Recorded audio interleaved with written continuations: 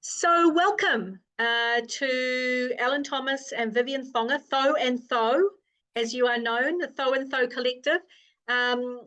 Really excited to chat to you today about what you've been researching as part of PlantLab.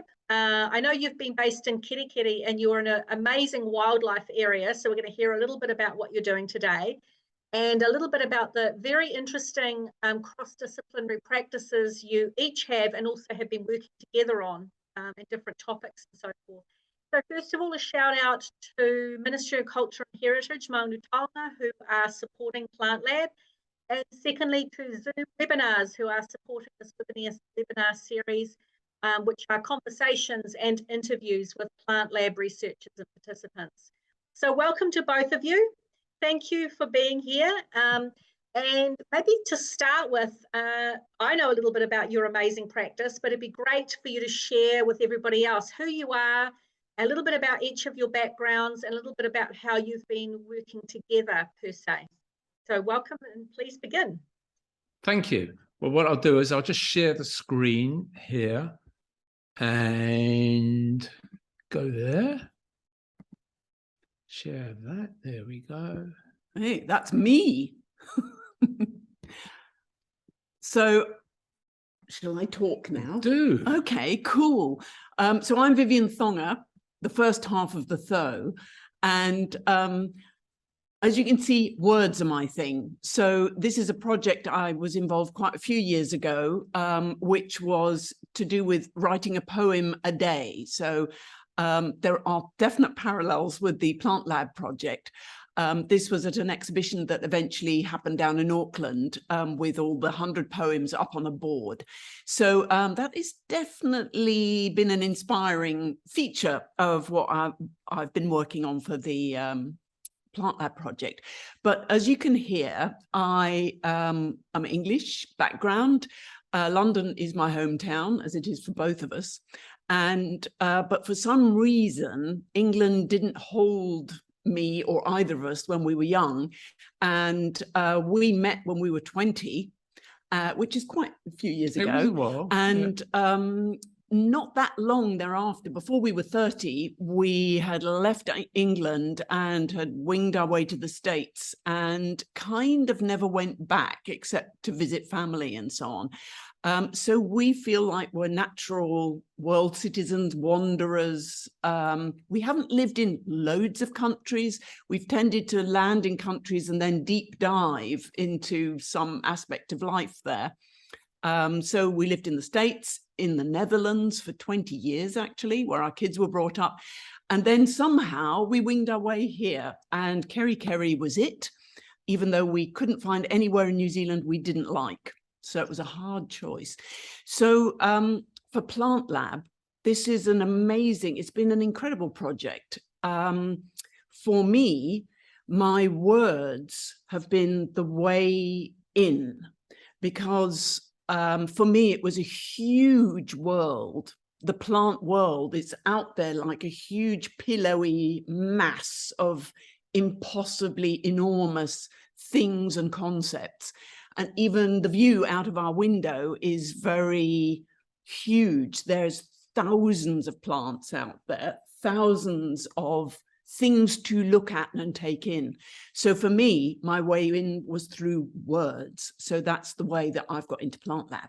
And just before you start, Alan, just to confirm also, your background is also as a performer, sort of in terms of acting and live performance. Yes, exactly. I was an actor and I still am now. This is kind of one of the main things I do now. And also a stand-up poet. Slam poet and so on, and stand-up comedian as well for a while, not disastrously, but not terribly successfully. But particularly, I was really a market researcher all of my professional career, but then switched career, did another degree and became a writer. Thank you. Cool. Alan. Hi, I'm Alan Thomas, and I've got a career background in science, particularly in biomedical science. And having left that a few years ago, moved to take up artistic interests, which have always been with me, but now I've actually got the time and the space to develop some of those ideas. The things I'm fundamentally interested in are the ways that relationships between things, so particularly the way that materials interact with one another, and then also the way that humans perceive the world. There's a whole bunch of evidence, which maybe now is not the space to go into, but essentially there's evidence that essentially it's impossible for humans actually to perceive the realness of the world. And I'm really interested in that sense of what is it that we actually do perceive, and how can we understand the world if we can't actually see that realness underlying it all. So this is just a couple of pieces of the work that I've done in the past. My practice evolved from an interest in ceramics originally. And so what I started to do was to look at the elements that create ceramics, and in particular kaolin, because I was interested in porcelain. And here I'm just looking at the way that kaolin interacts with canvas. And essentially what I've done is, this is wet kaolin that's been placed on canvases which are hung. And these are large. These are 4 or 5 meters high and 2 meters, 3 meters wide. And they've been allowed to dry. So essentially you've had 3 materials, the kaolin, the canvas, and the water has left. And then what happens in that process as the water leaves? So that's one thing. And what interests me is the great variation between those 3 canvases, and yet similarities in patterns that underlie it all.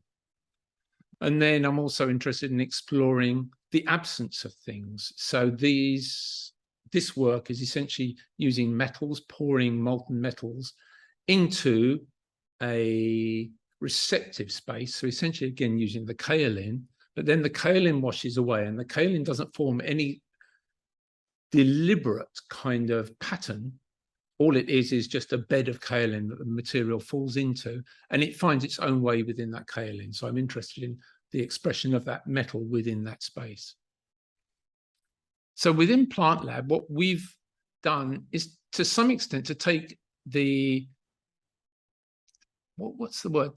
We've been catalyzed by the fundamental process in photosynthesis, which is obviously the central thing that makes a plant a plant.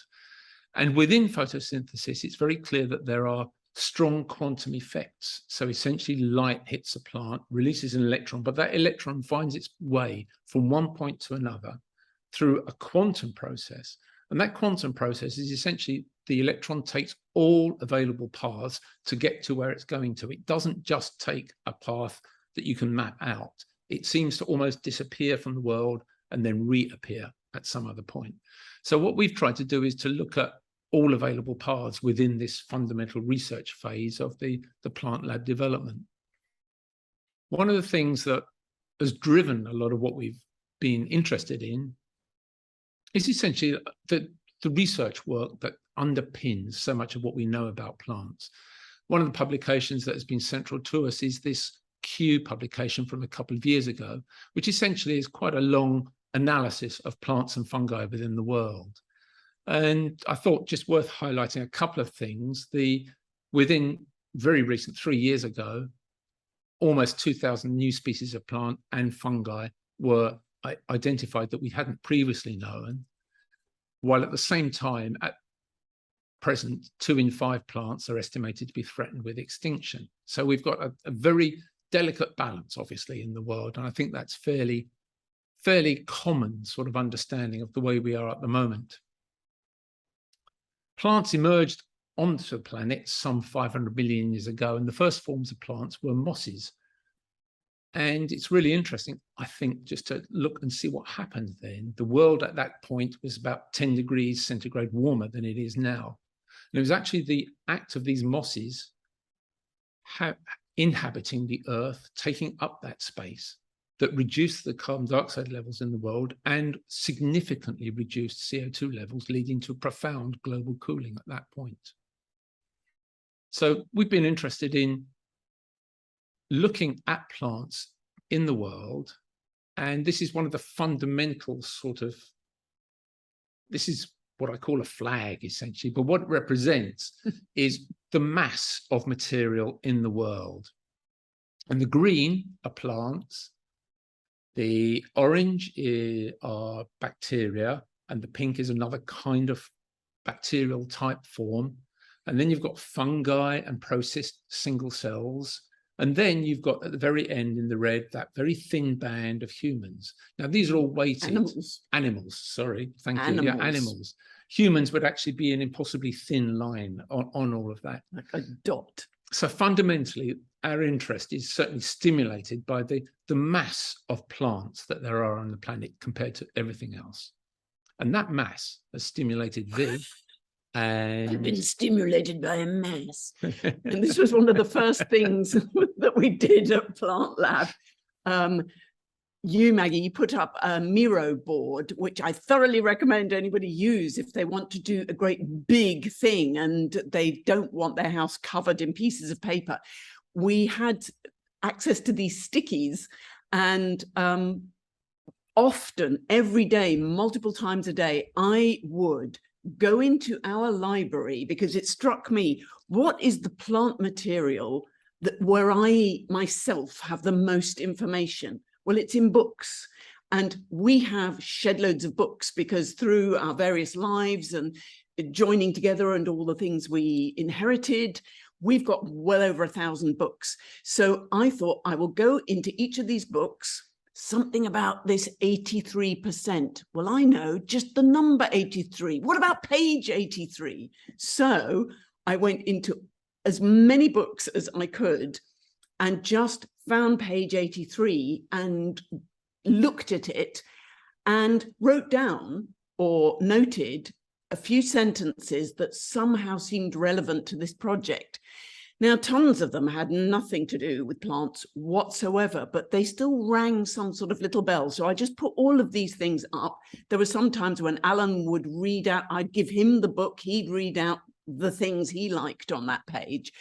And there were some books that haven't got 83 pages. Tough, you're out. Some books where page 83 was a photo or a picture. So tough, they weren't in either. But overall, this was just the start of it, because I managed to get eventually over 550 of these little sticky notes that ended up on the Miro board. And at a certain point, I felt completely overwhelmed and ended it there. At which point I thought, right, now we come to the honing down moment.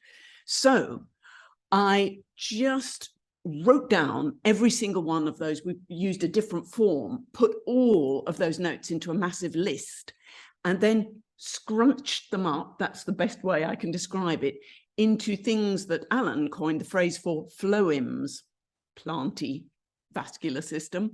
So they're kind of poems, but they're things where the crunching up of these different bits of literature or words from books seemed to make some kind of sense in this great big world of plants that we were looking at. So I'll give you one example. This is phloem number 12. Now, you won't be surprised. I came up with 83 phloems, taking 83 days to do them because I like to give myself ridiculous rules to go by. And each one of these phloems comprises exactly 83 words. So this one is called No One is More Important Than Another. As their children had not come home, the king and queen went to look for them everywhere, and they came right down to the seashore. There they saw lacy foam overlay, opalescent cloudiness, where air has been ground deep underwater by the weight of a breaking sea. Stronger wind blows, the pattern changes as parallel ribbons of spindrift lay stripes on the sea. Crests will be whipped off in fly-away banners. 4 beautiful swans who told them that they were their children. So this is one entity, and I find it difficult to give you reasons because it's kind of corner of the eye stuff. I would read them out alive. It's an editing process to get it down to the 80, but these pieces hung together in one thing, which we are calling a phloem. Now, the 83 phloems form a larger piece of work. And you might be interested, what kind of books did these come from? Were they from poetry books? No, they were actually from 3 quite academic books. One was by Piaget, who talks about child development. One was by Norman Bull, who has a great thick textbook all about moral development. And the third one is from a wildlife and nature artist, called Shackleton. So they are three very, very different sources. And to me, they make poetry together eventually. So what relevant is this to our PlantLab project? Well, we have now further crunched down all of these phloems into tiny little plant extracts. So I went through them all again and picked out the things that were directly plant relevant. So we now have 83 plant extracts, and they are presented in a very different visual form and will be part of the PlantLab exhibition. Very proud of that. Wow. So what the other area that we've been interested in, as I said, is this materiality. And one of the things that we've done is to take some of the work that I've done previously and just put it out into the nature, let it interact with plants for a period of time. And this is after, I think, 2 years, something like that. Some pillars that I was working on. These are simple plaster pillars. They were essentially models for things I was aiming to develop. But what we did was to let them, as I say, live with the world for a while. And what's intrigued us is the softness of the material. The plaster is obviously fairly responsive to the environment anyway, but it's interacted with plants in many different ways, and actually with insects, with ants and so forth. So you can see the elements of the plants, how, for instance, the wind has moved them constantly.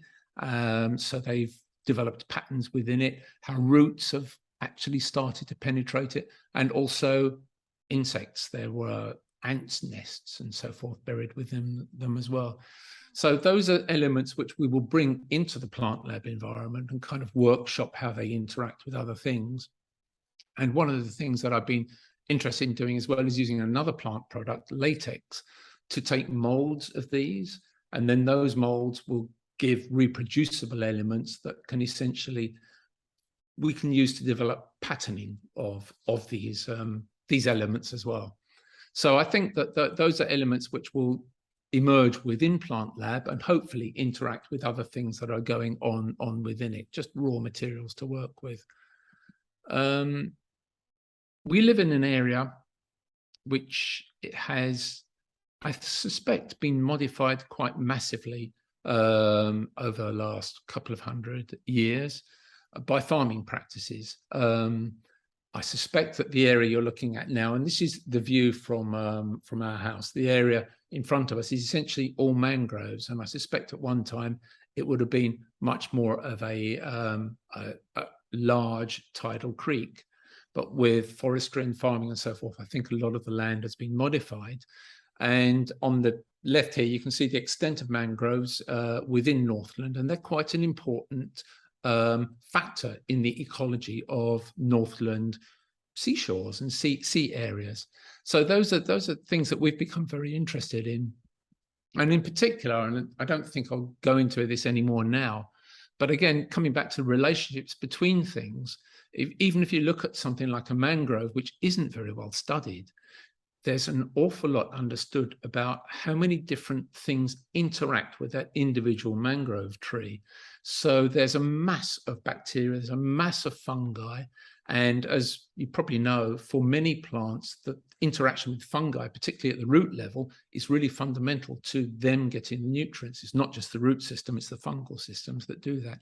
So these are interactions which we're very interested in exploring. And I think when we come to the end of this in a few minutes, I'll just touch upon some of the more reductionist aspects of that, some of the more molecular aspects of it. But one of the things that I really like, particularly relevant to New Zealand, is this small issue of the kauri tree. And this is just a demonstration of the interactions between plants, where essentially here there's a living kauri tree, and next to it is a dead stump. But what's very clear is actually the roots of these two systems are probably fused together and interacting. And what's happening is the living tree is using that dead stump as essentially a water reservoir. It's keeping it alive so that at times of drought, at times where it needs more water, it can access it from this water reservoir pool. And then when there's an excess of water, it can feed it back into the stump. So these kinds of interactions are things which I think are becoming more clearer now, that there are more and more of these things at greater depth going on in the world. And it's not just Cody, because you're my dead stump, aren't you? Oh, thank you so much. I'm charmed, I'm sure. It's that relationship thing, you know, it goes throughout everything. So it's really remarkable to keep on finding it in different aspects of us doing this project. That's actually lovely. Was that slightly unfortunate? I think so. Oh, okay. I'll be your dead stump. Fair enough.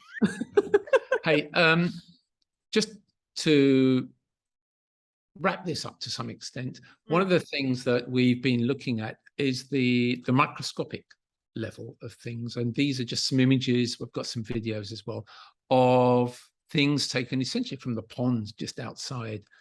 These are pictures of algae, but we've also got pictures of various forms of animals, but those things which are not animals and not plants. They move.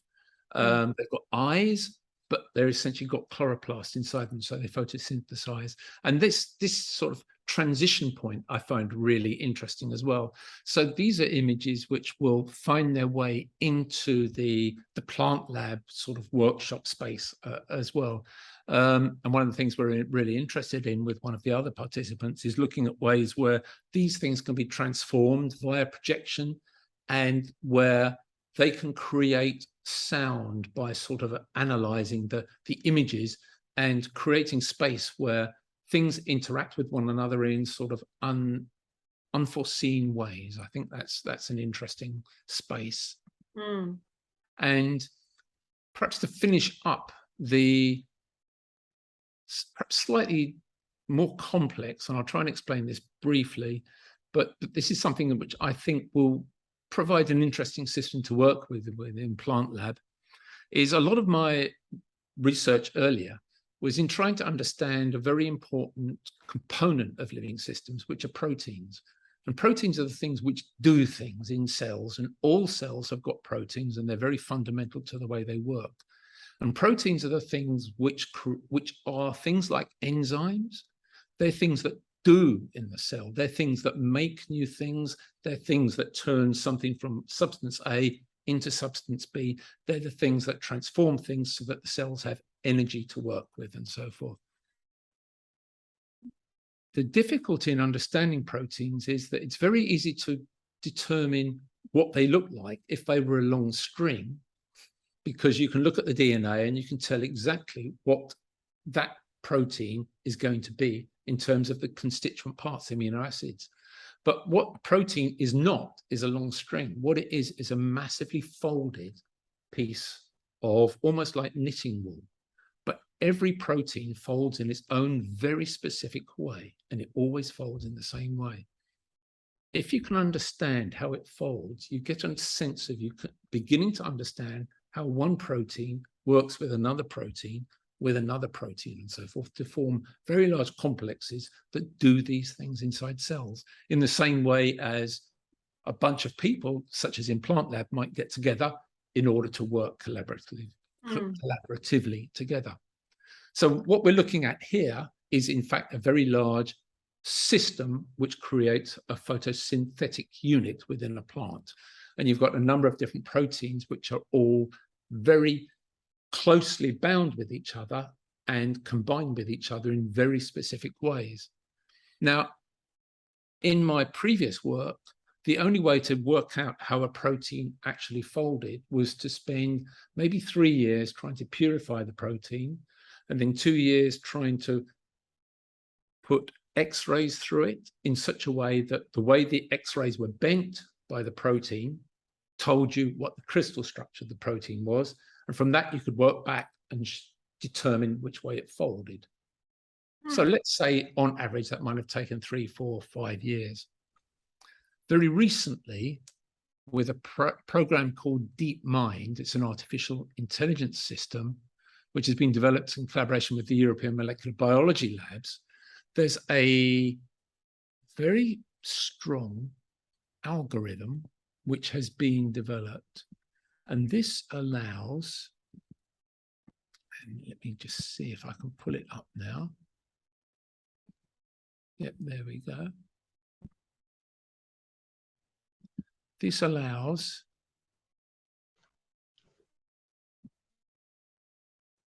almost 200 million proteins now in a very short period of time to have been mapped so that you can know exactly how they fold. And I'm just showing one example here.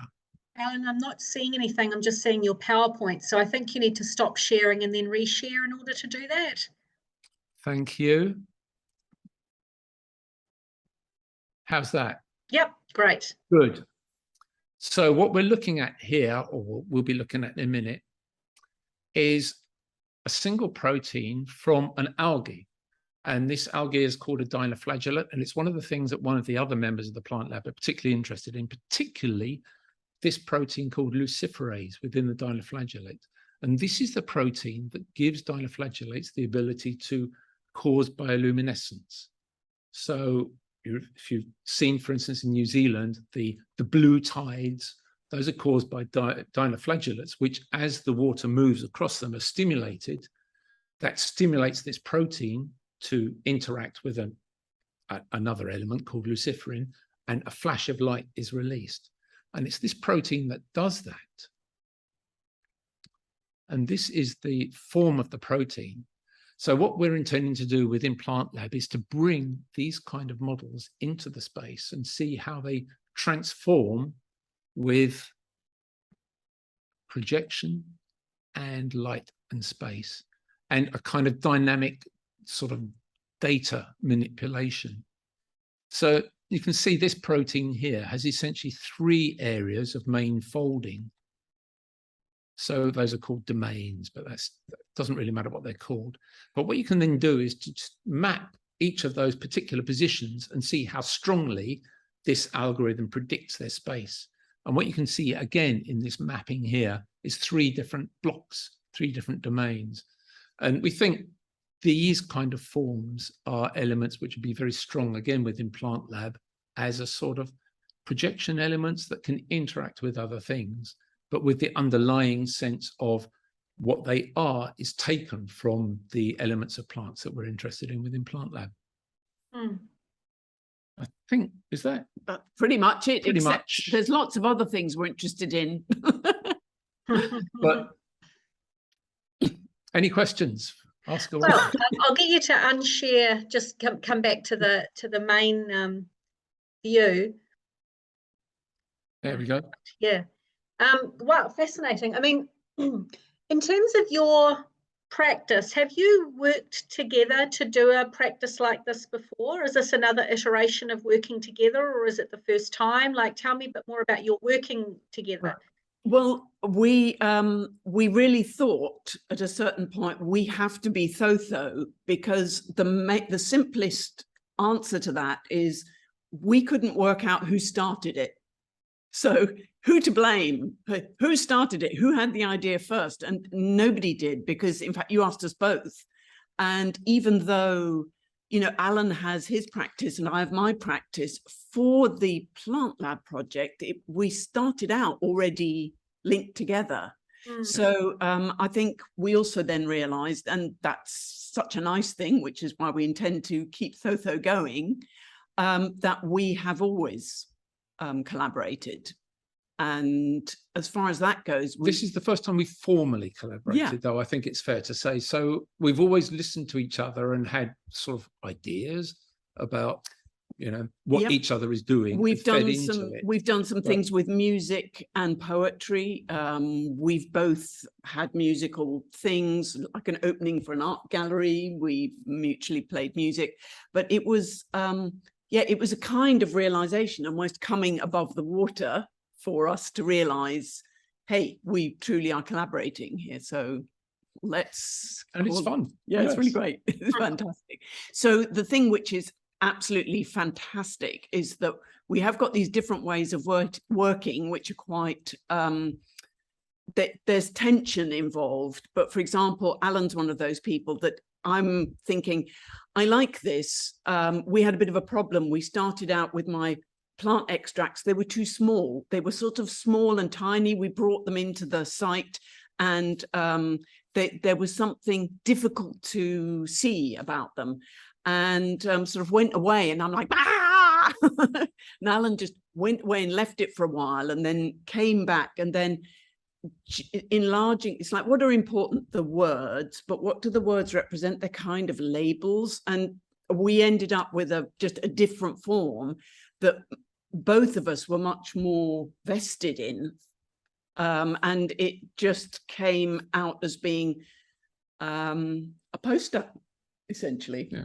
You know, so it just seemed to it very easily became like that something that we both felt comfortable with. So it wasn't kind of there was a little tension, but then eventually the thing was very relaxed and comfortable. And I think we feel like there's lots of things that it becomes easy at a certain point. Mm-hmm. And what has, I guess, what has PlantLab done that slightly, how has that supported your practice per se? Like, has there been any outcomes of it thus far that have been useful, challenging, things you've learnt that you wouldn't perhaps have otherwise as being part of the collaboration? Yeah. I don't, right, for a start, just the very name of it, PlantLab, but I hadn't, prior to you inviting us into this, I hadn't actually thought, I'll make plants the next thing that I really sort of start to fundamentally try to research and understand. So it's brought me into that world. And in doing that, opened up a whole bunch of new possibilities, because I've tended to work with inert materials, and within PlantLab, of course, one's working with things which have the fundamental quality of life in some way. And having been a life scientist, I found it a really interesting space to try and operate within. Yeah, and for me, I found it really fascinating to meet the other people, the other artists involved, in that somebody immediately said, what about memory? And I hadn't thought of that. Again, in my wordy world, I thought of that as being a sort of separate place. Whereas if you think about all the knowledge that we have built up, it's either oral tradition or it's written tradition. And if you Google anything like how to grow pineapples or something in Northland, there's a book about that somewhere. So that thing you see on Google has been in somebody's book somewhere. So that's that memory element, that trickle down effect, and just what other people are interested in. It's absolutely fascinating. And obviously, prior to the actual PlantLab event in a few weeks' time, we've had quite a few Zoom calls collectively, and I found it really interesting and stimulating to see what other people are doing within this PlantLab arena, which has then caused me to look at certain things with more depth, more sort of interest in them. And that then emerges in different ways in different spaces. So I think in the actual PlantLab experiment, the space that we'll be in while it's actually going on, be really interesting to see how that dynamic evolves over time, and the different elements that we're all bringing to it sort of work together with each other.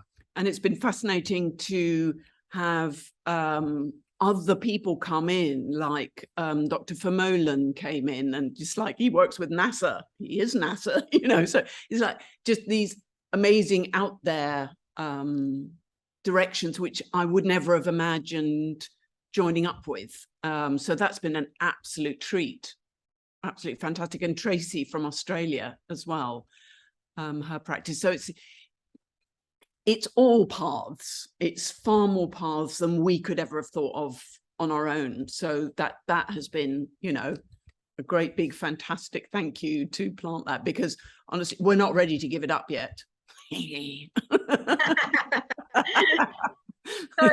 So is there anything I haven't asked that you want to say just as we kind of complete this session for anyone watching, or anything to do with your work?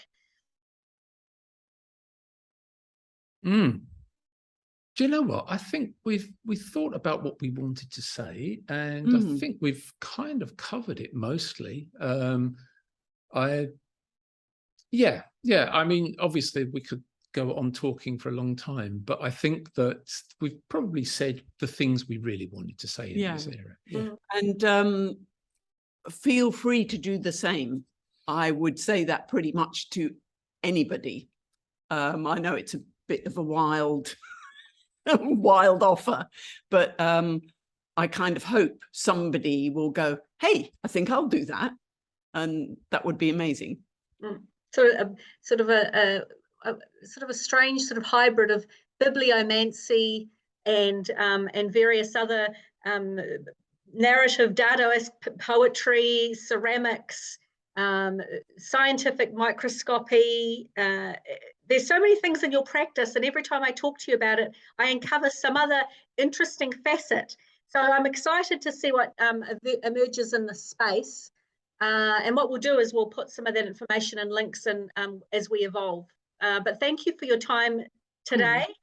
Thank you again to Ministry of Culture and Heritage for supporting PlantLab and for webinar Zoom webinars. And thank you to all of you who are watching this. The key messages are there's so many possibilities if we can just think outside the boxes which we imagine that we have. We've just got to see things with different lenses and be able to have those conversations to do that, even if that's a conversation in ourselves. So thank you this evening, and we'll engage soon.